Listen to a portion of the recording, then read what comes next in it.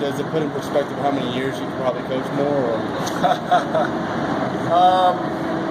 Well, there's been a lot of reflection over the last couple of weeks, but I'm really blessed, obviously, to be standing here. I'm really blessed to be back on my feet, and certainly, beyond surviving something like that, there's a pretty good sentiment that I should be able to return to a pretty normal life, including coaching here on the Hill, and so that's the direction we're headed right now, and I'm really, really glad I had to say that. So.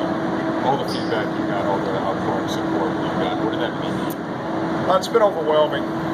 It truly has been overwhelming. Like the amount of people who have reached out, prayed for me and my family, reached out in every conceivable way, through social media, through text, through good old-fashioned, snail mail. It's been pretty overwhelming.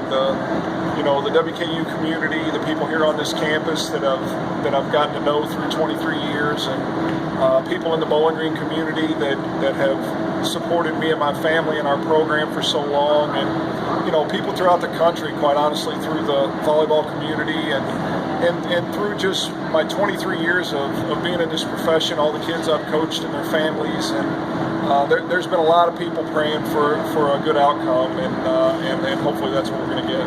When something big like this happens in someone's life, it kind of changes their perspectives. Does that kind of change how you go about a big thing like that? Well, you hear that a lot. You hear about people having a total different perspective, but I'm really, really proud to say that mine isn't that different, because I've always tried to live a life of helping people around me, of kindness, of trying to do for others, and but I'm very keenly aware that I've been left on this earth to do something more, and certainly I'll try to move forward and live my life in a way that I do just that.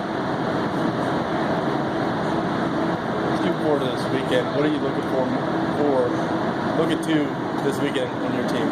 Well, we finish up. Our spring season has been ongoing, obviously, even throughout what I've been dealing with, and we finish up here in Diddle Arena on Saturday. It's a spring tournament. We'll play 4 different times this weekend, and people are welcome to come out and watch us play as we finish up, what's been an adventurous spring for us. But, every day I've gotten a little stronger too, and this weekend I've been cleared to be up moving around a little bit more than I was before, and so I'll have to control myself a little bit, but certainly it'll be phenomenal to be back on the sideline and hopefully help our kids. We graduated so much from a year ago, and we got such a young group, but I really, really like our kids, and I like what we've gotten accomplished this spring, and and I hope my situation hasn't been a setback to them, and we, my staff's done a great job, and we're looking forward to hopefully finishing what's been a real roller coaster this spring on a really high note.